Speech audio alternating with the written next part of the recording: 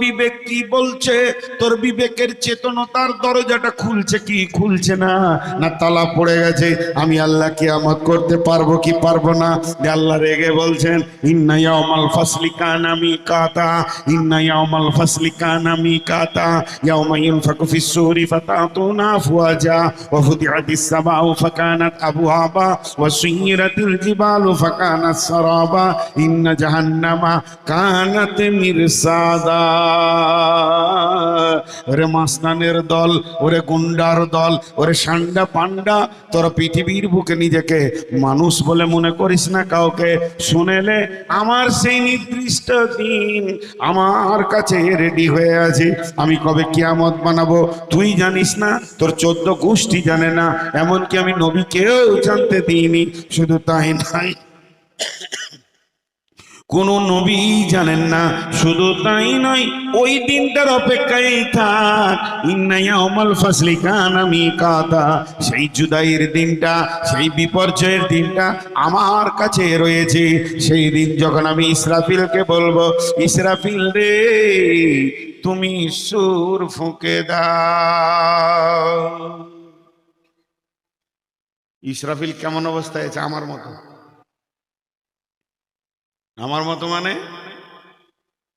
আমি এখানে ঢোকার সঙ্গে সঙ্গে কমিটি আমাকে নাস্তা দিয়েছে, খাবার দিয়েছে। নাস্তা খাবার শুধু দেয়নি, জালসা কমিটি বিছানা দিয়েছে, শুয়ে পড়লাম। শুয়ে পড়লাম, ক্লান্ত ছিলাম। আজকে বাড়ি থেকে এসেছি, বর্ধমান থেকে, কম রাস্তা নয়। এমন ঘুম দিয়েছি, ইবাদুল্লাহ হয়তো 2 মিনিট শুনতে পেয়েছি, আর শেষকালে দেখছি মৌলানা নাজমুল আলম কথা বলছে। এমন ঘুম হয়েছে। তাহলে ইসরাফিল এখন ঘুমাচ্ছে, ওর ডিউটি নেই। ইসরাফিল ঘুমাচ্ছে, আল্লাহকে উঠাবে টাইমে। কমিটির লোক আমাকে উঠাইলে বলে চলেন। তাহলে ইসরাফিল এখন কি অবস্থায় আছে? ঘুমাচ্ছে, রেস্ট করছে, মশারি টাঙ্গা আছে, ফ্যান চলছে। একবার ডান দিকে আর একবার বাঁ দিকে কট নিচ্ছে।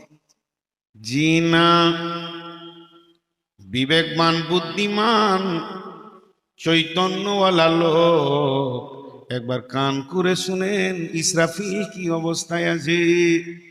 ইসরাফিলের হাঁটু দুটি মাটিতে রাখা আছে, ইসরাফিলের গোড়ালিটা উঁচা হয়ে আছে, ওইখানে ইসরাফিল পাছাটা রেখে আছে। ইসরাফিল সুর ধরে আছে।